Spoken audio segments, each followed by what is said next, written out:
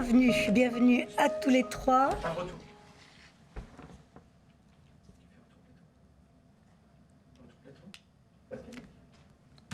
Bienvenue à tous les trois. Elisabeth Novelli, vous êtes directrice générale de Séquence Solidarité, groupe Action Logement. À ma gauche, Arnaud de Broca, délégué général de l'UNAFO. L'UNAFO, on le rappelle, mais je pense qu'elle est bien connue, l'Union professionnelle du logement accompagné, c'est-à-dire que ça regroupe en fait les résidences sociales, les pensions de famille, dont on va surtout parler aujourd'hui, les foyers jeunes travailleurs, les migrants, enfin beaucoup de personnel en difficulté auxquels on voudrait permettre l'accès et le maintien dans des logements. Et enfin, Thierry Asselin, directeur des politiques urbaines et sociales à l'Union sociale pour l'habitat. Donc bienvenue à tous les trois. Rappelons peut-être les pensions de famille, ce n'est pas si...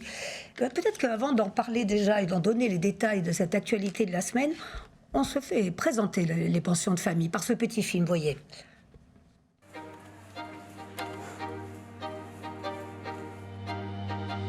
Propose, c'est du logement accompagné, mais on insiste sur le terme de logement à la différence de l'hébergement. Ici, les gens habitent dans la pension à durée indéterminée, il n'y a pas de limite de temps. Les gens sont chez eux, habitent leur studio et partagent des parties communes qui sont une grande cuisine, un salon, un jardin. Mais chacun a son espace intime. Et c'est cette notion d'intimité qui est une notion centrale de la pension de famille et qui permet de se poser, de se reconstruire.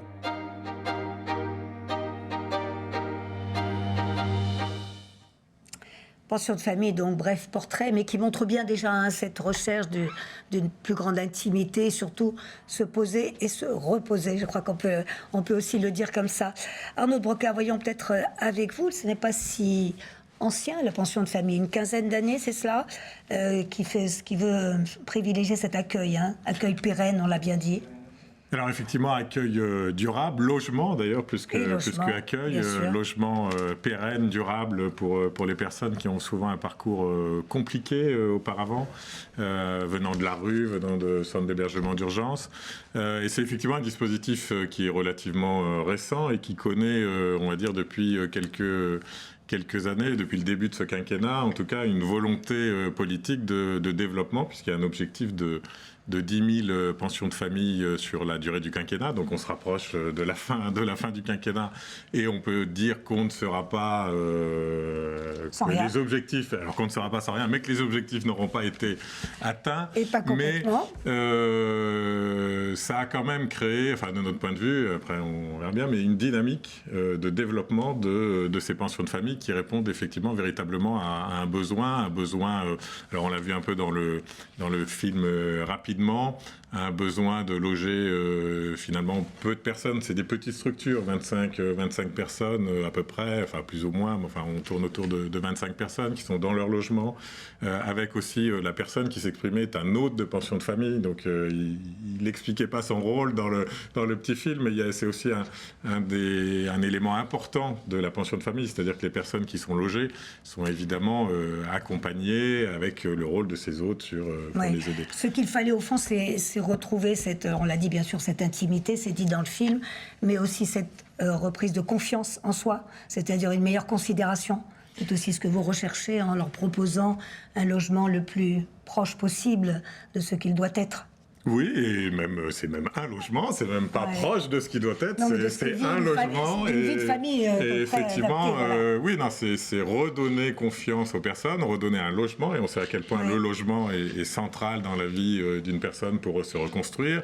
La possibilité, alors c'est ce qu'on dit toujours, mais c'est ce que disent les gens qui vont dans des pensions de famille, de pouvoir poser ses valises, d'avoir une boîte aux lettres, d'avoir une clé, d'être donc chez soi, et effectivement de pouvoir se reconstruire. Donc on est pleinement dans ce qu'on appelle la politique du logement d'abord, et donc de vraiment permettre à des personnes d'accéder à un logement. Alors je le dis, il y a plusieurs réseaux associatifs, bien sûr, qui sont engagés. Vous-même, la Fondation Abbé Pierre, sans surprise, la FAS aussi, Habitat et Humanisme.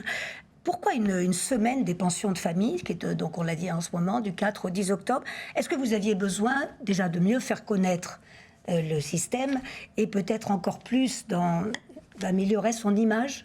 Est-ce que ça souffre peut-être Alors disons d'une méconnaissance, on va le dire comme ça. Oui, ça souffre d'une méconnaissance, peut-être pas d'une mauvaise image en tant que telle, mais peut-être plus d'une méconnaissance. Et effectivement, on avait besoin, et on a besoin, alors j'ai dit tout à l'heure que les chiffres, les objectifs ne seront pas atteints, alors il y a des tas de raisons, et on y reviendra peut-être dans le débat, mais une d'entre elles, c'est aussi qu'il y a un défaut de connaissance de la part des élus, les maires, qui ont notamment un rôle majeur dans le développement des pensions de famille. Et donc cette semaine-là, qui est effectivement portée par plusieurs têtes de réseau et aussi avec l'USH, qui s'associe à cette semaine des pensions de famille, c'est vraiment de montrer ce qu'est une pension de famille, et donc évidemment de montrer ce qu'elle n'est pas aussi, puisqu'il y a beaucoup d'idées reçues ou de vision de ce qu'est une pension de famille, de ce que ça va apporter dans un quartier. Oui, c'est dans ce sens que je parlais d'image, peut-être. Voilà, c'est ça. Et donc, cette semaine-là a effectivement cet objectif-là. Et c'est pour ça qu'il y a, dans les actions qui sont menées, il y en a à peu près 150 pensions de famille qui sont mobilisées, ce qui est pas rien. C'est beaucoup des portes ouvertes. Il y a d'autres types d'actions, mais il y a aussi beaucoup de portes ouvertes. Donc, c'est vraiment avec l'idée de dire... Finalement, venez nous rencontrer, venez voir comment fonctionne une pension de famille, quel est le rôle des autres, comment vivent les personnes qui sont logées. Et donc ça s'adresse aux résidents, au voisinage plutôt, je veux dire, qui sont aussi parfois... Oui, qu'on invite à venir voir de quoi il s'agit. Qui peuvent être aussi des forces négatives parfois, en tout cas au début du projet, après pas forcément. Et puis les élus aussi, et les bailleurs, tout le monde peut venir dans ces portes ouvertes. Je pense qu'on y reviendra sans doute, mais c'est vraiment des sujets partenariaux pour les mettre en place et donc... Et les faire connaître. La connaissance. Elisabeth Novelli, avec Séquence, vous êtes donc tout à fait partie prenante dans ce processus des pensions de famille. Vous y croyez. Pourquoi vous êtes-vous engagée dans les pensions de famille et qu'est-ce qu'on peut dire par rapport à ce que vient de nous expliquer Arnaud de Broca, qui est quand même une des difficultés, il faut le dire. Oui, tout à fait. Alors, la création de Séquence Solidarité, que j'ai l'honneur de diriger, vient justement de cette nécessité de consacrer l'activité d'un bailleur social en direction de l'habitat géré. Et de la volonté, effectivement, de mener une action avec des partenaires associatifs qui sont souvent représentés par l'UNAFO, de pouvoir, effectivement, monter ces projets, développer cette offre en direction des plus précaires et des plus démunis, des publics qui ont pu avoir des difficultés dans leur parcours d'insertion par le logement. Donc, la création de Séquence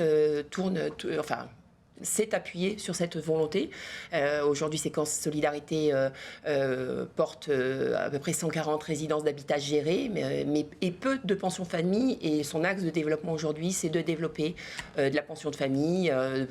Vous voulez la privilégier sur les territoires. Alors, comme le disait M. de Broca, c'est que ce sont des résidences de petite taille, entre 25 et 30, un accueil de 25 et 30 personnes. Donc, pour pouvoir faire un accueil important, il faut en produire beaucoup, et toute la difficulté, c'est effectivement de pouvoir monter ces opérations. Et les axes de développement aujourd'hui de Séquence Solidarité tournent autour de l'accueil des plus démunis, notamment les pensions de famille, et aussi de l'accueil des jeunes. Oui, pas facile effectivement de loger toutes les personnes qui en auraient besoin.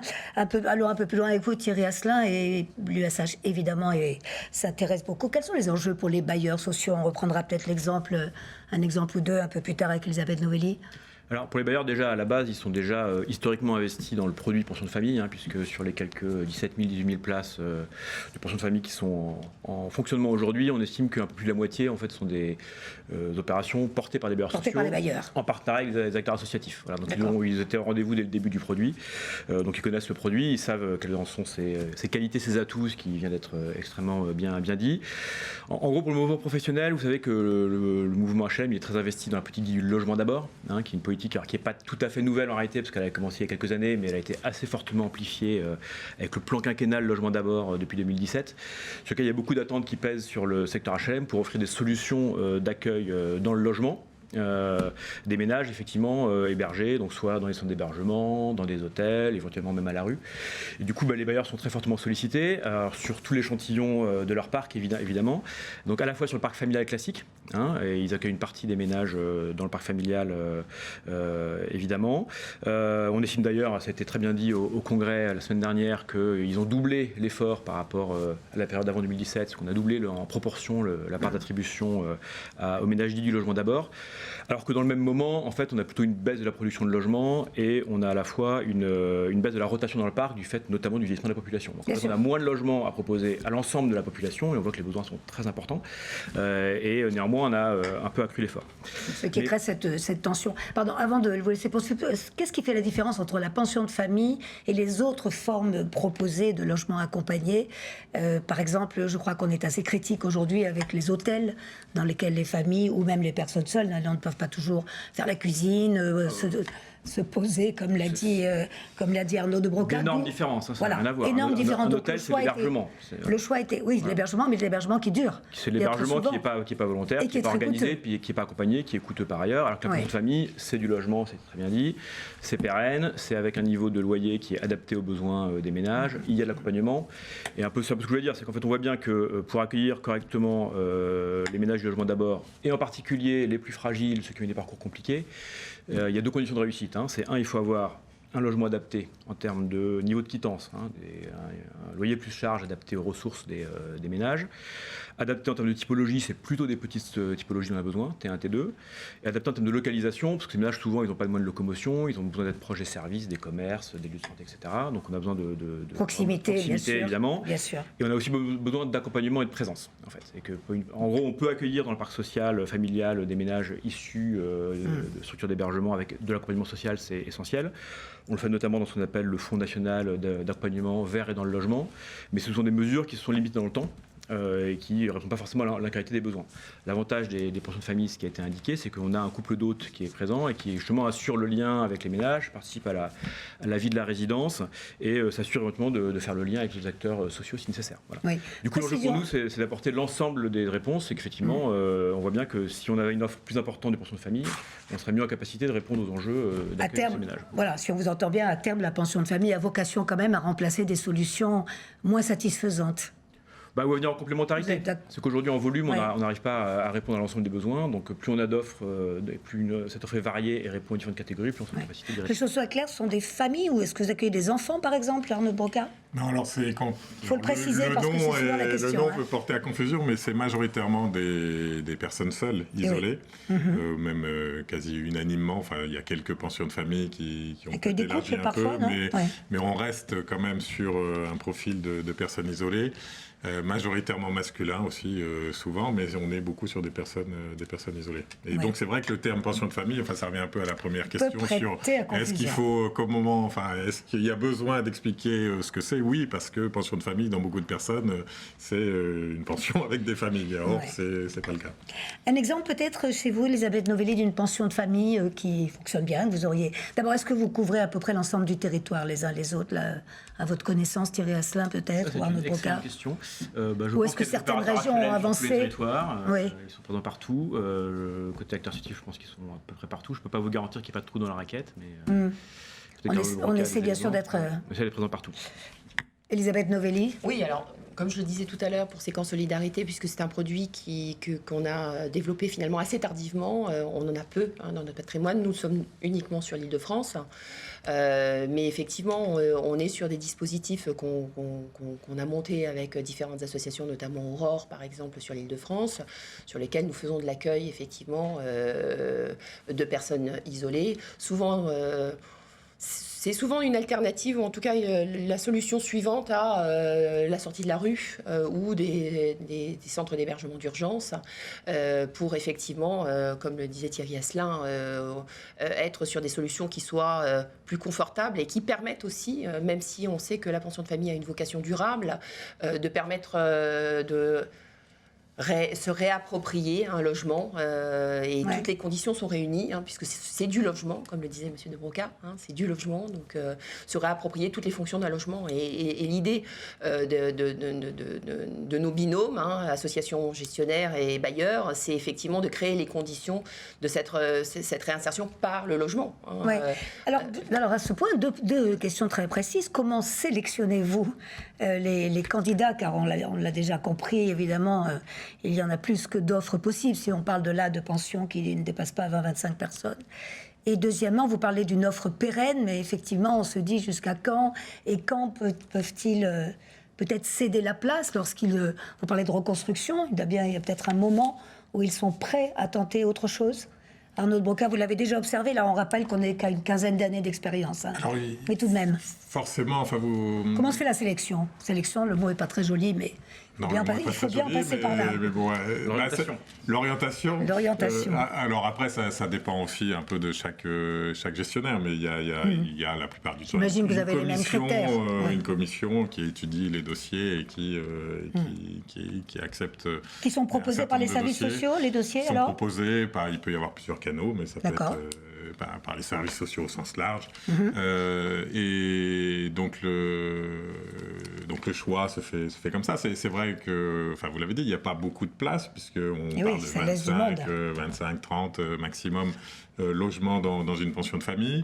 Que les gens effectivement y restent aussi longtemps qu'ils souhaitent, ce qui ne veut pas dire non plus qu'ils ne peuvent pas en sortir, parce qu'on a aussi l'image souvent que dans les pensions de famille on ne peut pas en sortir. Il y a beaucoup aussi de gens qui sortent puisqu'ils peuvent aussi avoir envie d'aller habiter dans un autre type de logement, mais c'est vrai qu'il y a finalement peu de mouvement dans une pension de famille, donc d'où l'intérêt d'en produire davantage, et voilà. Mais le fait que ce soit un logement durable et pérenne, justement, le différencie, c'était aussi une de vos questions tout à l'heure, qu'est-ce qui le différencie par rapport à d'autres dispositifs, c'est l'aspect durable et pérenne le différencie les pensions de famille des autres types de résidences sociales, par exemple, où là on est peut-être plus dans un logement temporaire, ou en tout cas dans lequel il y a un turnover plus régulier. Là, les gens sont chez eux aussi longtemps qu'ils le souhaitent, ce qui ne veut pas dire qu'ils ne peuvent pas, comme tout un chacun, sortir et changer de logement et partir. Oui, différent de foyers pour les jeunes, que vous faites aussi, jeunes travailleurs, ou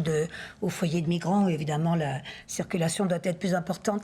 Alors, question peut-être un peu embarrassante, mais très pratique, est-ce que vous leur demandez certaines conditions à vos personnes que vous accueillez, je veux dire par exemple à sortir d'une recherche d'emploi ou une idée ou évidemment de comportement acceptable au sein même de la pension? Alors à sortir de recherche d'emploi, non. Après, il y a toujours un projet social dans chaque pension de famille, donc il y a forcément les gens qui viennent habiter dans une pension de famille s'engagent à respecter le projet social. Mais après, ils sont chez eux, ce qui est donc assez différent de l'hébergement d'urgence, justement, où là, il peut y avoir des règles peut-être plus strictes de vie. Les gens sont chez eux, donc le gestionnaire, par exemple, n'a pas le droit de rentrer chez les gens. Ils sont chez eux. Donc c'est effectivement une autre dynamique ou une autre logique que l'hébergement d'urgence. En même temps, il y a des règles de vie collective, de vie en commun, et un projet social commun aussi qui fait qu'il faut respecter. Sur les événements de cette semaine, les uns et les autres, est-ce qu'on a des exemples différents? Arnaud de Broca va nous en citer quelques-uns. Chez vous, Elisabeth Novelli, ça se traduit comment? Puisque c'est commencé depuis hier, je crois. Alors chez nous, c'est surtout chez les gestionnaires. Parce oui, bien que sûr. Je crois que non, mais c'est important. Je crois que c'est très important de nous repositionner. Et c'est aussi l'engagement de Séquence Solidarité au sein notamment de la FIL, qui est l'association francilienne pour l'insertion par le logement, qui regroupe justement les acteurs de l'insertion, le FAS, l'UNAFO et les bailleurs sociaux, d'être dans ce partenariat en binôme et d'être des partenaires et d'avancer aussi de front. Et donc effectivement, toutes nos résidences sociales et nos pensions de famille participent à la semaine. C'est important de pouvoir ouvrir les portes à son environnement, à son voisinage. Je crois que ce qui est aussi important, c'est qu'on puisse faire de ce type de structure du logement banalisé, mais pas complètement une forme de passerelle, de permettre effectivement que puisse être du logement pérenne, mais pas que. Tout à chacun peut aspirer à avoir un parcours résidentiel, et à partir du moment où on est dans un schéma d'accompagnement, ce qui est le cas en pension de famille, on peut espérer que les résidents, les occupants de ces pensions de famille, à un moment donné, puissent voler de leurs propres ailes dans des structures un peu moins accompagnées, et permettre, par leur départ, que de nouveaux résidents puissent être accueillis. D'autres exemples Thierry Asselin, peut-être des exemples chez d'autres bailleurs de ce qui se pratique cette semaine? Alors, je n'ai pas fait le recensement, mais je suis persuadé que tous les bailleurs qui ont des pensions de famille y contribuent. C'est cette raison pour laquelle... Évidemment, porte ouverte. Voilà, exactement, porte ouverte. Montrer aux élus, aux habitants comment ça fonctionne. C'est pour ça que l'USH est partenaire de la semaine pension de famille pour faire connaître l'événement aussi, pour relayer en termes de communication. Et notre petite séquence aujourd'hui est aussi là pour faire connaître cette semaine. Donc évidemment, toutes les personnes qui nous regardent, on les invite à consulter le site de la semaine des pensions de famille. Mais j'ai l'impression que c'est surtout aux élus que vous voulez vous adresser. Vous aimeriez davantage les embarquer avec vous dans ce projet? Très clairement, un des enjeux pour développer du logement, et notamment des pensions de famille, c'est d'avoir un partenariat très étroit avec les collectivités locales. Pourquoi ? Parce que c'est elles qui ont la main sur le droit d'urbanisme, c'est elles qui peuvent être initiatives d'opérations d'aménagement, elles ont du foncier et de l'immobilier, elles ont un droit de préemption. Donc quelque part, elles ont une capacité aussi à apporter du foncier aux opérateurs, bailleurs sociaux, gestionnaires, pour produire ce type de pensions de famille.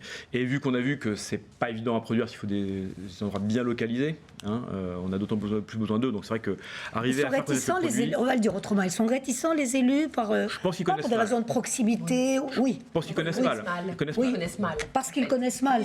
Oui, on a C'est-à-dire qu'ils ont des a priori sur ça va pas bien se passer. Vous ne savez même pas que ça existe. On a 20 000 places en France entière, on a 5 millions de logements sociaux. Vous voyez bien que finalement le produit il est un peu dilué. Un peu dilué. Donc évidemment le sujet c'est de le faire connaître, et parce que tous les territoires qui pratiquent la pension de famille, je pense qu'ils voient que ça fonctionne bien. Parce qu'effectivement on a des personnes bien insérées, on a des couples d'autres qui sont là au quotidien. J'entends rarement parler, voire jamais parler de difficultés sur une pension de famille. Quelle est la formation des hôtes? Là, en général, vous avez parlé d'un couple d'hôtes, c'est ce qui est le plus courant. Oui, couple d'autres parce qu'ils sont deux, ils sont pas forcément en couple. Pas forcément en couple. Comme la famille. On va pas leur poser la question. Mais c'est des formations, intervenants sociaux au sens large. Il peut y avoir plusieurs types de formations, mais en tout cas, dans leur mission est vraiment d'accompagner les personnes, parce qu'il y a une grande accompagnement aussi sur les questions d'accès au droit, dans les démarches administratives, dans on va dire la reconstruction au sens large, même si ça ne veut peut-être pas dire grand-chose, mais en tout cas, donc il y a cet accompagnement-là, et c'est ce qui en fait, on l'a déjà dit, mais la plus-value, on va dire, des pensions de famille, c'est cette présence-là, et ce qui permet aussi de convaincre un certain nombre d'élus, c'est-à-dire qu'on ne laisse pas, entre guillemets, 25 personnes qui sortent de la rue entre elles là, il y a un accompagnement, etc. Et ce qui permet souvent de convaincre les élus. Mais c'est vrai que c'est pas simple. Et c'est pas simple alors qu'on n'est que, entre guillemets, une fois encore, dans 25 logements. Quand il faut convaincre pour produire des résidences sociales à beaucoup plus de logements, alors que ce soit pour des jeunes travailleurs ou d'autres, ou des logements sociaux, j'imagine, c'est encore plus compliqué. Donc c'est vrai qu'on voit avec la pension de famille, finalement, c'est déjà compliqué. C'est un travail de longue haleine où il faut travailler ensemble, souvent bailleurs gestionnaires, pour aller convaincre les élus. Le voisinage aussi est souvent un acteur, j'ai déjà dit je crois, mais je crois qu'il y a vraiment un sujet voisinage aussi. Alors par exemple, est-ce que dans une semaine comme celle-là, vous essayez de... Oui, la porte ouverte, évidemment, c'est ouvert pour les voisins, mais est-ce que vous lancez des actions ou sur d'activités culturelles, sportives ou autres, sur lesquelles ils pourraient se retrouver, se rencontrer? Ça existe, ça, dans la semaine? Alors oui, ça existe. Je ne vais pas toutes vous les demander, mais à titre d'illustration. Non, j'aurais du mal, et puis on va y passer l'après-midi. Non, à titre d'illustration, c'est intéressant. Non, mais il y a beaucoup de pensions de famille ont aussi créé cet événement avec les personnes logées, avec les résidents. C'est-à-dire qu'ils ont construit aussi, vous parliez d'événements culturels, donc il y a effectivement dans un certain nombre de pensions de famille qui ont créé, alors qu'il y ait des fresques, des expositions photos, voilà. et donc avec l'idée de venir voir aussi le travail qui a été fourni aussi d'un point de vue culturel. Avec notamment le voisinage, puisque ça fait partie des sujets. On n'a pas parlé du coût. Là, je m'adresse aux bailleurs. Est-ce que par rapport à d'autres formules que vous soutenez, c'est un investissement important? Alors, sous contrôle de Thierry Asselin, Novelli, c'est vrai que Elisabeth Novelli, voilà l'un et l'autre. Bien localisées, avec des petites typologies, des espaces collectifs, c'est important pour que les gens puissent se croiser, se rencontrer. Parfois, on recycle des bâtiments existants qui sont déjà en ville, etc. Donc, c'est souvent des opérations effectivement qui sont un investissement important, qui en plus doivent permettre de produire un niveau de quittance très contraint pour que les ménages puissent le payer. Donc, c'est vrai que ça nécessite à la fois un investissement important de la part des bailleurs, des gestionnaires, des bailleurs pour la partie immobilière en tout cas, et du coup un investissement important en termes d'accompagnement public, notamment de subventions. Voilà, donc c'est vrai que ça nécessite une vraie volonté politique. Pour la partie technique, c'est souvent financé en PLAI, donc qui est le produit qui permet d'avoir les loyers les plus maîtrisés, et du coup ça nécessite effectivement des besoins en termes de subventions importants. Enfin, oui, vous le jugez quand même comme un investissement important à ce stade. C'est un investissement important, et la difficulté sur des territoires très tendus, comme le disait Thierry Asselin, il faut qu'on soit bien situé.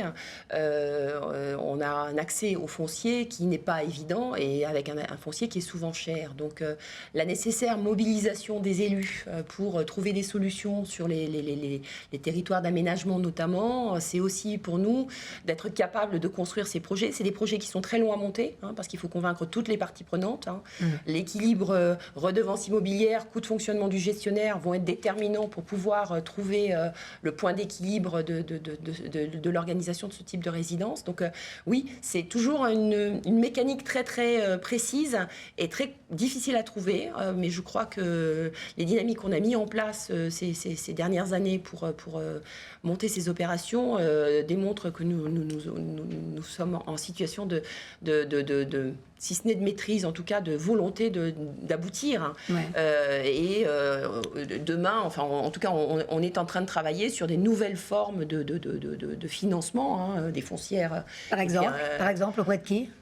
Habitat et Humanisme, par exemple, a créé une foncière solidaire, des investisseurs qui souhaitent faire des placements solidaires, et donc avec des investissements où ils cherchent un faible taux de rendement, et l'investissement immobilier étant ce qu'il est, et ça peut être effectivement un bel investissement. Donc le montage de foncières solidaires est une piste aujourd'hui qui nous permettrait d'avoir un accès au foncier notamment plus bas.